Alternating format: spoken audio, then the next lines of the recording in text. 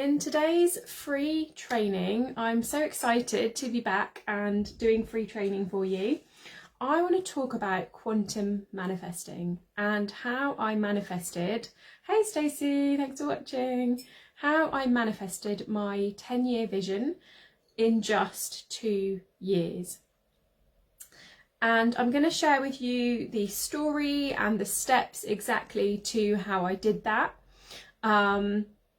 And how you can manifest your big dreams, your big vision in the timescales, whatever timescales you want. So let me know in comments, because these spaces are always so powerful with the energy. What are you calling in? Pop in comments what you're calling in. Let's call this in today. Let's start now. Let's start calling this in.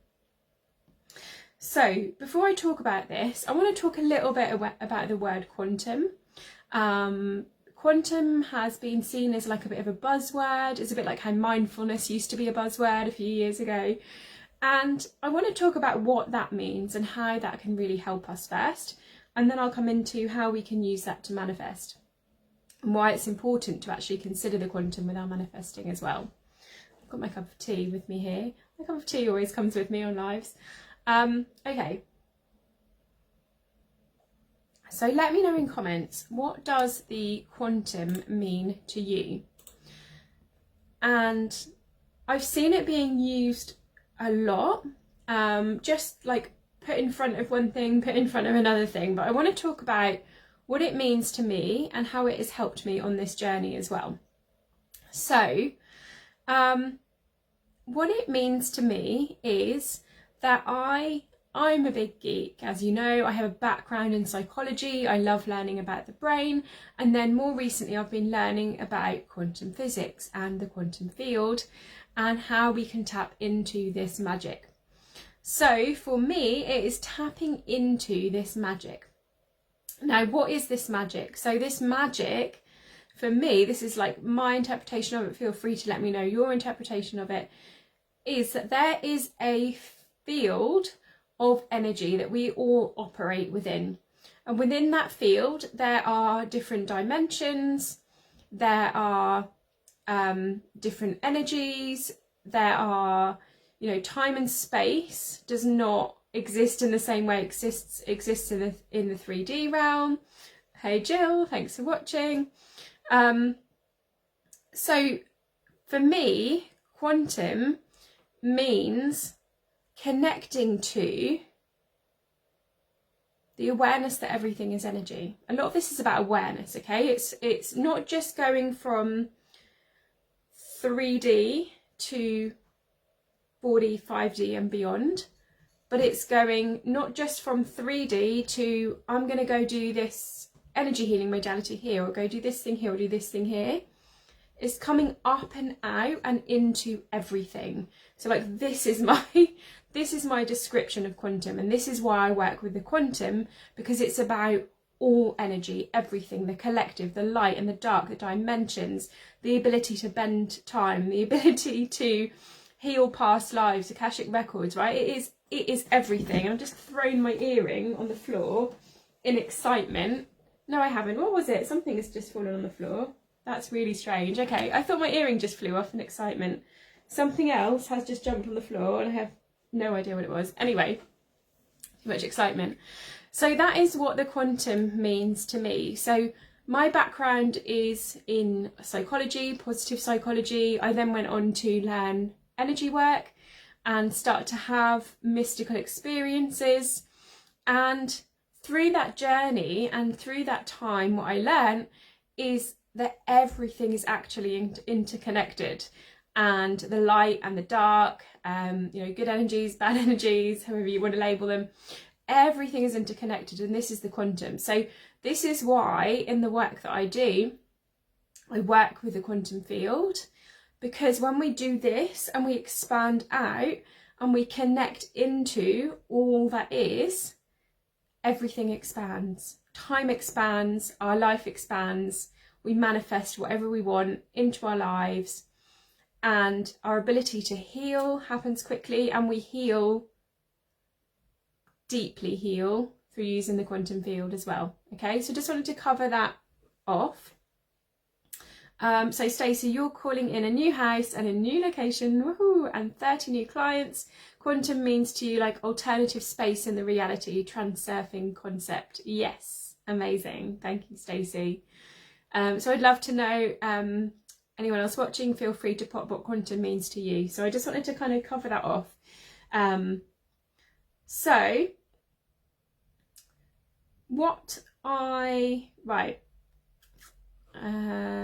Okay. Ooh, Jill.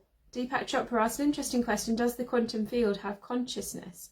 What do you think, Jill? What's your answer to that question? That's really interesting. Okay.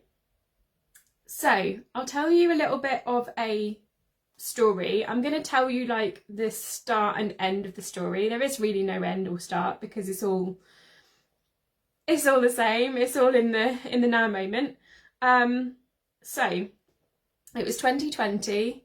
I was sat in my conservatory in my house with my ex-husband, and I was writing out a letter to my future self, and every day I would journal my future self, and it was the things that I was writing. I found it the other day. It was I'm in my house surrounded by nature. Every day I walk down to the beach. I walk my dogs on the beach. I have the most amazing relationship. Clients reach out to me. I work with the most amazing women, and so on and so forth. Okay, so so it was 2020. I'm sat there in my conservatory journaling this. Okay, then last year, end of last year, I was out walking dogs on the beach that I can walk to from my house with the most amazing relationship with my soulmate. And I found my journal and I was like, oh my God, this is it.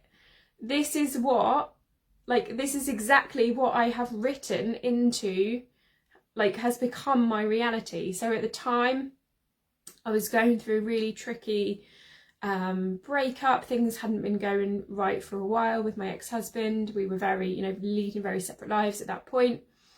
We were in lockdown. We were, I didn't have any dogs. I didn't have dogs at this point in time, just to make this really clear. I didn't have any dogs. I wasn't particularly happy. I wasn't happy in my relationship. I wasn't happy in a lot of aspects of my life. But I wrote this into my journal every day as if it was my future self.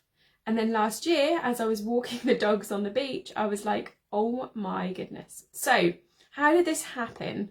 And how can you manifest your big dream and your big goal? So although I wanted to manifest this and I was working towards this and I was intentional about this, my plan wasn't for this to happen in 2 years. Okay, I had in my head, because that was my logic, which we know doesn't count for anything really. It's all, all body, all energy.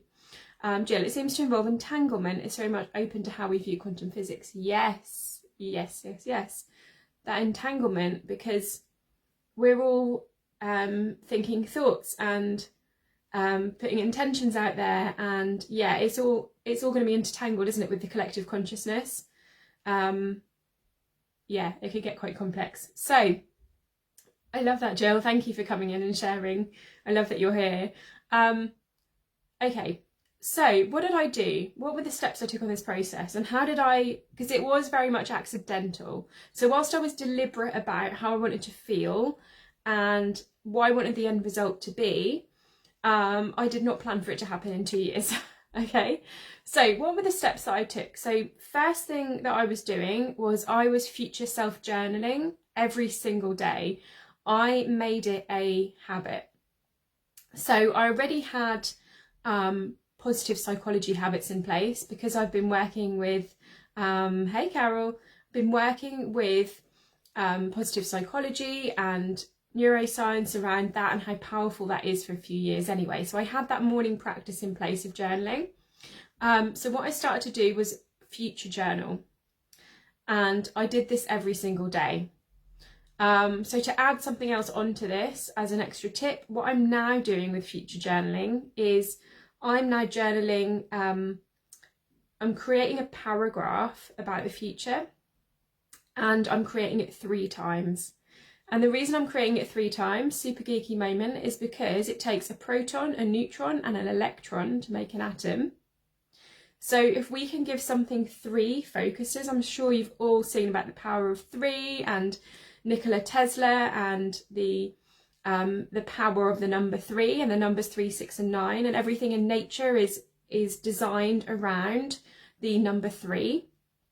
So what I'm now doing in this practice, this isn't what I did to achieve this vision, but this is what I'm now doing to achieve the next vision, is create that in a paragraph of your future self journaling. Hey Zoe, thanks for joining. Zoe's here with her vortex. Then doing it 3 times. So I have condensed mine into a nice paragraph.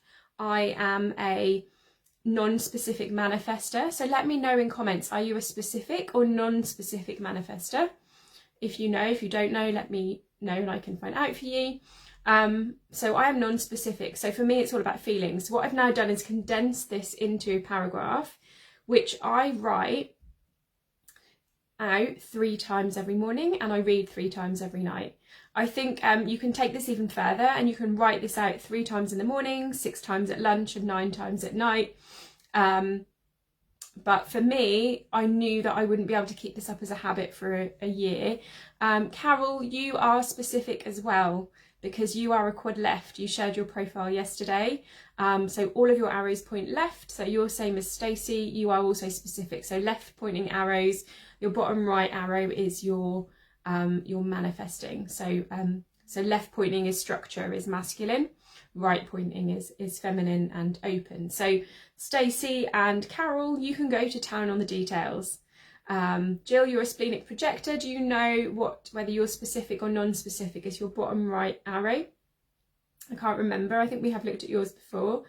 So if you are specific, you can go to town on the detail and you can do maybe more of a list. Actually, it's probably easier for you guys because you can write a list and just repeat that list 3 times. Like, here are the things on the list. So Coral, she's specific. So she will write a list. And if I want to manifest something specific, I'll ask her to manifest that for me, which she has actually already done today. We were looking at buying a couple of things for the house and they have actually appeared today. So, okay. So that was the first thing that I was doing. Yes, go check your charts. The bottom right arrow, is it left facing or right facing, like as you look at it? Okay, so this is what I was doing. I was future self journaling. So number 1, future self journaling. Zoe, you are a being of the future. Zoe, so you are what is called a quad right. That is amazing.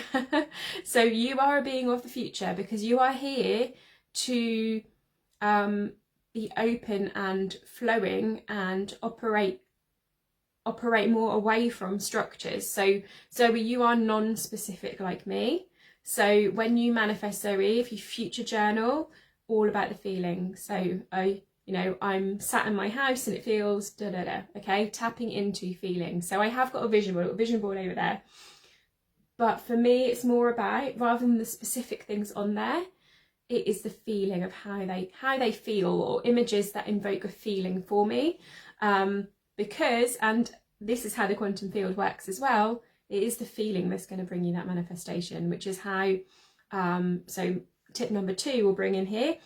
Bring positive psychology into this. Okay, so if you think about the things that you want to manifest, I don't imagine any of them have got a negative emotion associated with them. Okay, so if you think about it, all the things that we want to tap into and that we want to manifest have a feel-good emotion associated with them.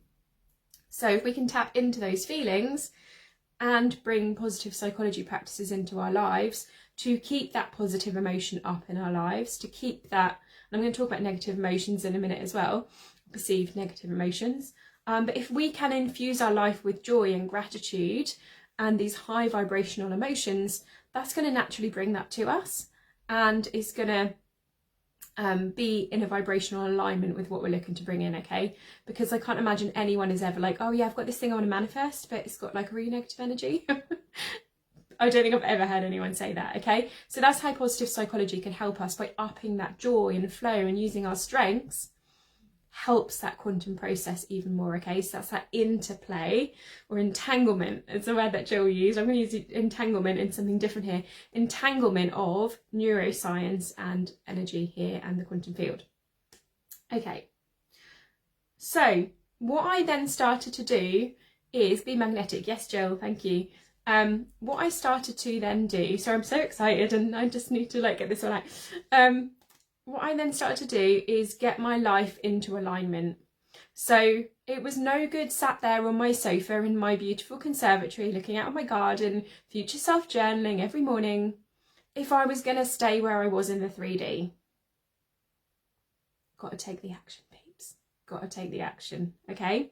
So I took the action, and I had a really tough conversation with my ex-husband.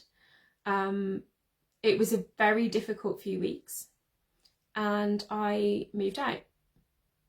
As soon as I made that decision that I was going to move out and I could no longer be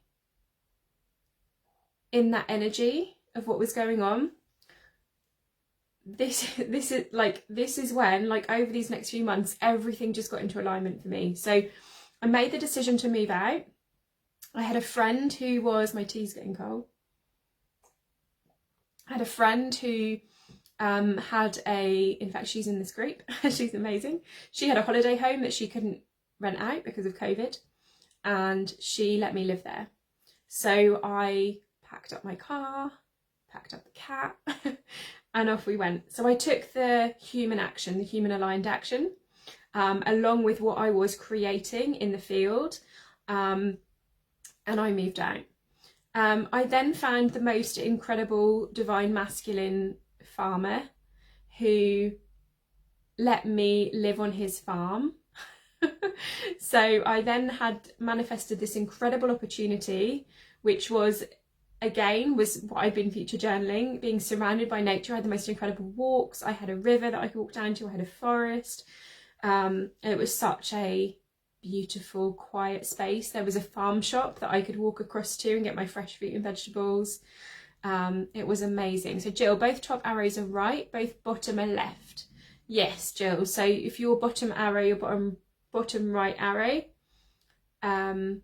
both bottom are left. Yep. So if your bottom right arrow faces left, you are a specific manifestor as well. And I remember this now. I remember looking at your profile. Yes, we have looked at this. So you are specific as well. So you can go to town on details.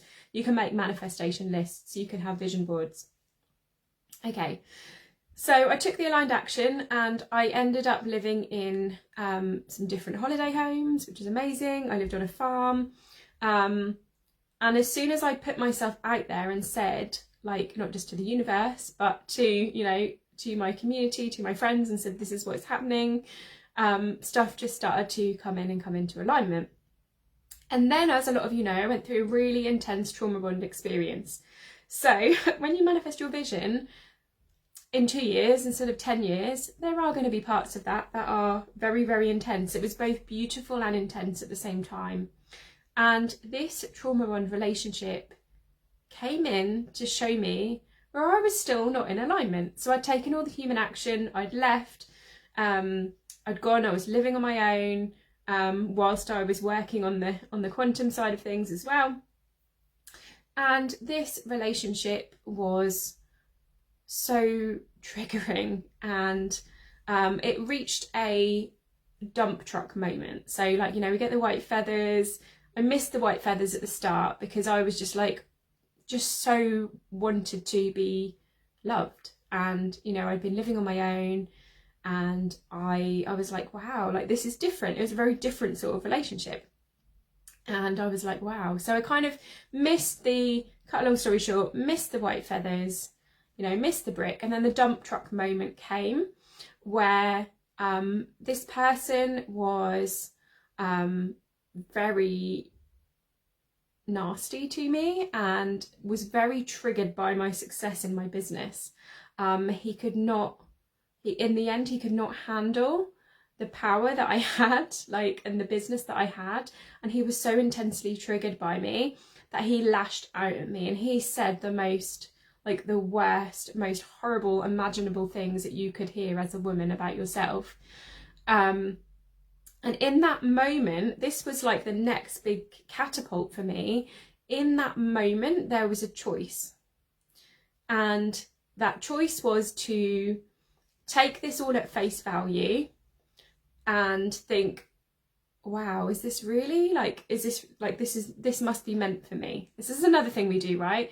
This thing is here. Hi, Joe, thanks for joining.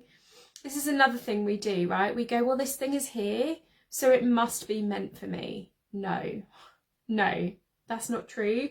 And especially knowing that we need to clear entities, and there are negative energies, there are dark energies, and that they can interfere with us. If we start to say, that must be meant for me because it's there, it's like, well, no, that could just be that influence and something that we need to clear. So, yeah, so I had that choice. So I could be like, right, this is obviously what's meant for me. If I want to have, because this was like my first ever spiritual relationship, so it was like, well, if I want to have a spiritual relationship, then maybe I need to, like, this is what I need to go through, like, maybe this is just intensely triggering. So I had that choice where I could do that, or this other side of me came in, which was just this queen energy. It was this queen energy, and it was like, no. And it was about self-love, and it was just like my higher self came in that moment and went, choose yourself. And I did.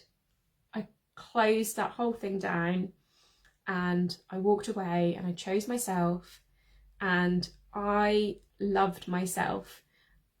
Okay, so the next step that I did on this journey was I not only, like, I didn't just dial up my self-love, I was in like queen mode.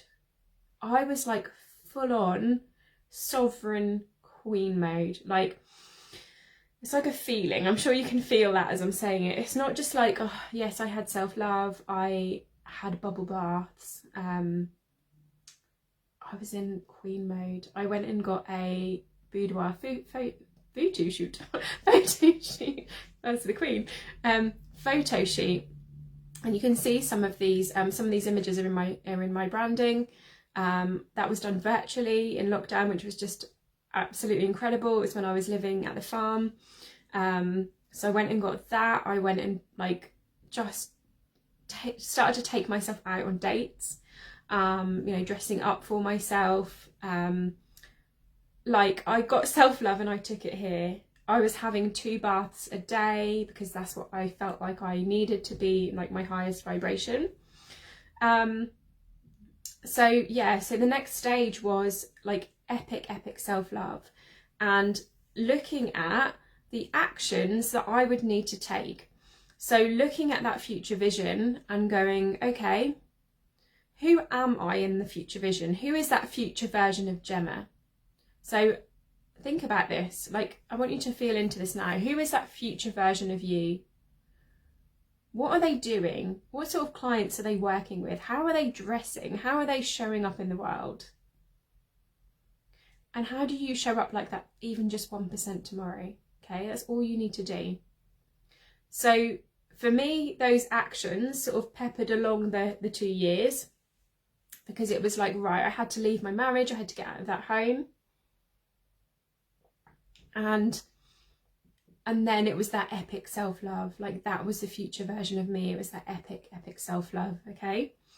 And then what happened when I was in that space is when should we use our physical eyes or stay in the imaginal? Oh, Jill, all these questions are challenging my brain.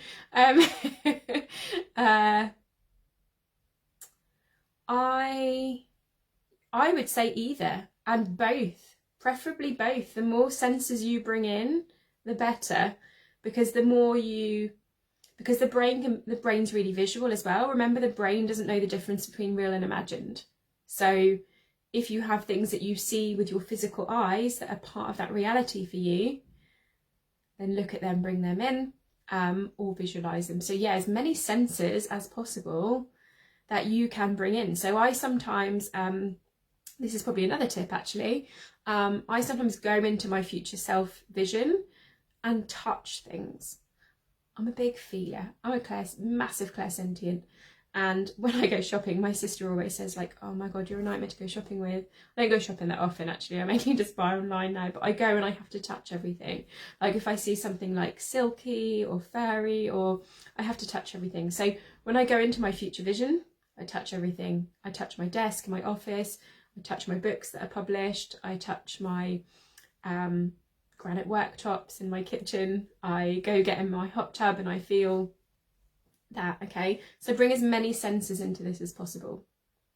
So this is the moment. So this was, I don't know how many months in anyway. This is when I then met Coral. So, and this was just the most bizarre experience. So my rent was coming up for an end at the farm where I was living at the time. I was like right up here in terms of self-love, and I went to a cacao ceremony. And in that ceremony, I set the intention at the start to be shown some guidance on where I was going to live next. And they showed me a houseboat. And I was like, huh, that's interesting. Jill, smells. Yeah, amazing. Yeah, you're clairsmelians, is that one? So I saw this houseboat and I was like, okay, what else is possible? That's always a good question to ask. What else is possible here? Okay, I was like, I was, I had some friends, I had flats they were renting, and I was thinking about, house shares, and at that point, like what to do. And then I was shown this houseboat and I was like, okay, like what else is possible? And then a friend came, like got in contact and said, I've just bought this house, and I've got my camper van in the garden, and I'm looking for someone who can look after my pets, and house sit while I'm away and rent out the camper van. And I was like, oh my goodness, houseboat, camper van. And I said, maybe, like I'll come and see you. Like, but it didn't quite feel right. I was like, oh, like almost, oh, like that almost feels right. Like it's kind of non-traditional. And then I met Coral, and the first day we met, so we met through a friend online, and the first day we met, it was like, I know you. I'm doing a heart with my hands, like accidentally, this is weird. It was like, I know you. And we started talking, and she lived by the sea, and I went to see her. And when I walked along by the sea, I went, I could live here. And it was a caravan park, and there was all these caravans facing the sea, there was people on holiday, and I just went, I could live here. And she went, yeah. And then that night, no word of a lie, I drove home, got back to my house at the farm. This was like just a matter of like a couple of weeks away. I had to be out like in a couple of weeks. I had nowhere else to go, and I got a phone call, and it was Coral's landlady had got in touch to say she's got this caravan on this caravan park that she's looking to rent out to someone that wants it. It's empty, she's looking for a tenant. Is there any chance she knows of anyone that could move in quickly, wants to live in this caravan? And I was like, what? I was like, I literally walked onto that caravan park, saw the sea, and said, I want to live here. And then that night, the universe went, there you go. So I moved into that caravan, and I lived there for 5 months. It was amazing. It gave me a whole new experience. It was non-traditional, like I was shown in the ceremony, and it gave me that ability to connect deeper to nature, be near the sea, again have that time on my own. And I continued future journaling. I started to make it quite clear that I was in a house, because it started to get quite cold. It was lovely in the summer, but in the winter it was starting to get quite cold. And I thought, actually, to be in that abundant space, in the summer it was like, yeah, I'm there, I'm there. But in the winter it was like, no, like that queen version, she needs a house, she needs a bathtub. Okay, so I carried on this journey, and we then moved into a house together. We're now in the house that we own together, and both houses, we could walk out and down to the sea, we can walk to the woods. And yeah, when we moved into the first house, so I'm getting really carried away in my story now. When we moved into the first house, the two dogs that she has part-time, they came and moved into the house with us. So within 2 years of my vision that I was writing, I live by the sea, I walk my dogs. I was living by the sea, walking my dogs on the beach. And I had, when I was at the caravan, I actually had my sea view office. So I set up in the dining room of the caravan, I set up a desk, and I looked right out in the big windows, and I had my sea view office. So I was even writing about my sea view office as well. So so this is how, I'm just checking my notes to see if there's anything else. Yeah, so we need to okay, so there's 2 parts of divine balance here. I'm doing this because there's 2 balances here and here, like rabbit ears. I'm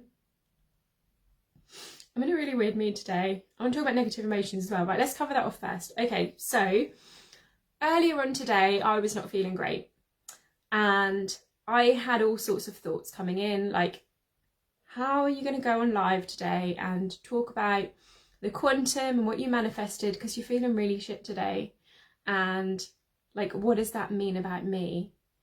And then I realised something in me shifted when I was on a walk, and I was like, hang on a moment, it's not those moments where I'm feeling amazing that these tools need to come in necessarily. I mean, yeah, how does it get better and better and better? Absolutely. Like, how does it get even better than this? Has anyone heard that song by Fia? I love that. But when we're not feeling great, it's still that knowing that vision is there, and how we shift ourselves through that moment. So we need to give. So this is another thing that I was doing. So that when things really accelerated for me around that trauma bond experience, I was doing shadow work. Some weeks I was doing shadow work every single day, because stuff would come up and it would trigger me, and it would come up and it would trigger me, or something would happen to someone in my life and I'd be like, how is that a mirror for me? Some days I was literally every day, can't go out to the shops because I need to do my shadow work today, literally. So earlier on today, I got back into that vision. I went out into nature. I walked in the woods. I had a podcast interview at 2:00, and I was thinking, oh, like, I just really want to show up and do my live. That's what I really want to do today. And the podcast interview got cancelled. So the universe was listening. So I went for a walk, and I went and had a bath, and I tapped back into that vision before this session. So it's about those moments when we are feeling it and when we're not feeling it, like what we do in those moments. So whether that is that, that short practice. So some days for me, this is a dance in the mornings, okay? Turn on some music, have a dance, have a release. Some somatic practices like breath work. Those of you who are in my membership, we're doing a quantum breathwork session tomorrow, which I'm really excited about. So it might be a breathwork practice. It might be in the quantum alignment, we had our last call, and we got some pillows and we punched the pillows. We did a somatic release in that way, okay? So shadow work, somatic release, and also energy clearing. So it is a choice, Jill. Yes, absolutely. So however we're feeling, we can still tap back into that vision and just make those choices in that moment. And I always find if I'm feeling a bit off, but I surrender to that, the universe always comes in, the quantum field comes in with my intentions, because I'm in alignment, because I'm making those choices. And when I go into surrender, it then starts to align. Okay, so the first divine balance is between healing, which is doing shadow work, doing somatic practices. So remember, like, the key thing, because a lot of us have had traumas, and these are traumas with the little t's as well as the big T's. You know, even like a little trauma is like, as children, we were told we mustn't be angry, we mustn't be selfish. Like, don't have that tantrum, you can't be angry right now. And we push that down, and that becomes a shadow. Okay, so even the little, you know, that can be little traumas. So we need to do somatic practice. I've been doing a trauma course recently, and we have to get the trauma out of the body. The trauma comes in the body, and it needs to come out of the body. So we can have like countless talk therapies, but we need to close that trauma loop with giving ourselves that fight or flight mode that we needed in that moment. So even I did this on a situation last year. I might have shared this with you before. I went to a wedding last year that I found a very difficult experience. There was a lot of drink and drugs there, and the energy was just so off and uncomfortable, and I could not leave because I'd got a lift with someone else. And that for me was a little trauma with a T. So the other day I had another layer of that come up, which was about me not being heard, not being seen, not being free, couldn't leave that situation. So I did a somatic dance release, and I set that intention, and I went back there and gave myself, it was actually flight, I needed to fly out of there, which it was in the middle of nowhere. I was wearing a silly dress, like really short silly dress and heels, so there's no way I could have actually flighted out of there. So I gave myself that somatic release. Okay, so the first balance is between healing and our authentic needs. So what are our authentic needs? So I spoke on stage last Thursday at Prosper Fest, and I knew that I needed to go there as late as possible to absorb as little energy from that as possible, so that I could conserve myself to go up on that stage. And my parents got in touch, because it was kind of halfway from where they live, and they said, oh, you'll be halfway, we'll come meet you for lunch beforehand. And I said, no you won't.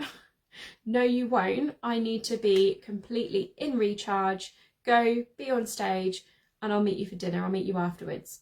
And thankfully they were great with that, and they came along and they brought me some food, and we met up afterwards. Okay, so what are your authentic needs? So I know full well, this was the same in my TEDx, to get me on that stage, I am a big introvert, I'm HSP, I'm autistic, I need extra recharge time. I need to be really mindful of my energy if I'm going to go on stage, and if I'm going to be in that place, in that busy place, with lots of energies, lots of people. So it's, what do I authentically need? What is my body truth telling me about this? So it was like, body, do I want to do this event? Yes. Body, do I want to go to this whole event? No. Body, do I want to stop and have some food afterwards before I drive home? Yes. Do I even want to drive myself there? No.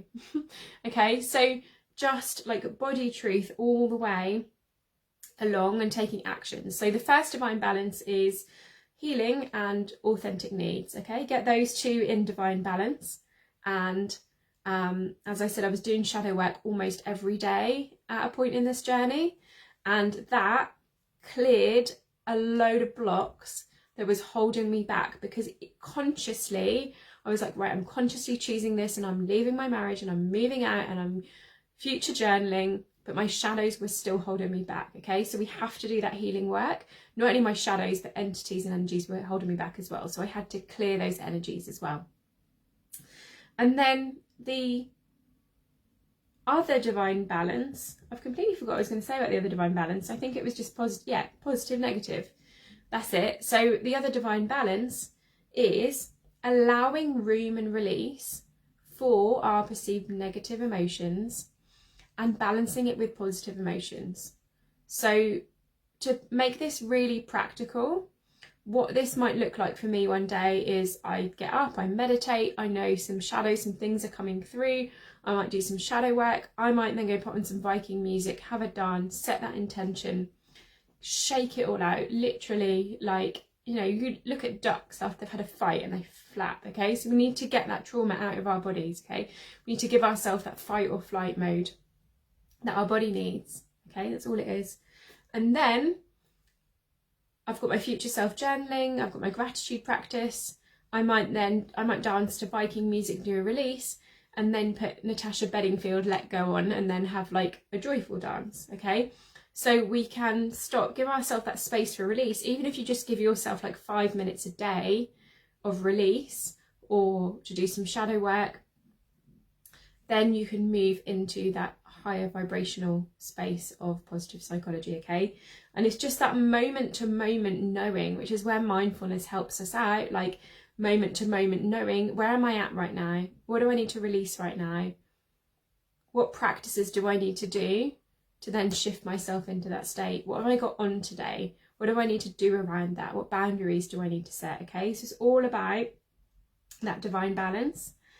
And because we need to take that action and the 3D, we need to actually take that human action as well as play in the ether, okay, we need to be really courageous. And Brene Brown always says about courage and how the word cœur, which is where the word courage is formed from, means heart in French. So courage is heart-centered. So we have to be really loving, truly loving to ourselves and others.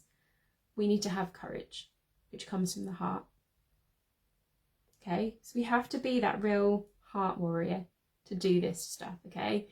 And what I want to say to you is that if you are here, if you're in this group, if you're watching this training, you are here for big things.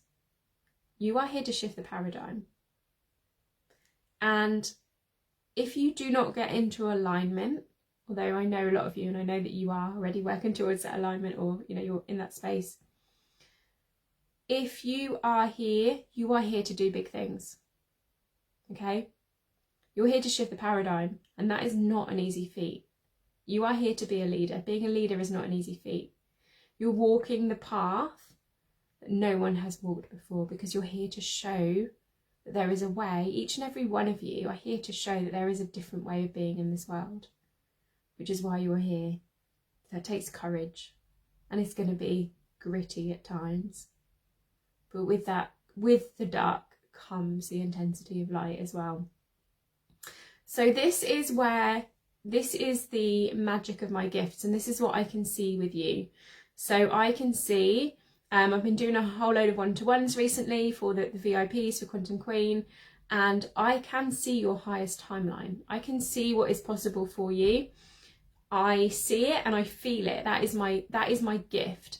I can see what you are meant to do here on this planet. So if this resonates, the doors are open for the Quantum Alignment certification, where you can be certified in all of these tools to work with the quantum field yourself. I'm going to upskill you in coaching skills. We're going to quantum shift. I'm going to train you in positive psychology. I'm going to train you to teach positive psychology to your own clients. Okay, I'm going to give you my trees model. I'm going to give you everything to teach. Coaching skills, how to speak your truth, how to do a TEDx. We are covering it all over the 12 weeks in the certification. So early bird is open. It closes on Saturday at 2 p.m. Any questions, just let me know. If anyone's watching this on the replay and you have any questions about anything I've talked about today, let me know. Yes, Jill, speak one's heart with one's mind. Yeah. And Zoe, courage has been one of your keys since your reawakening. Yes, amazing. You are incredibly courageous, Zoe.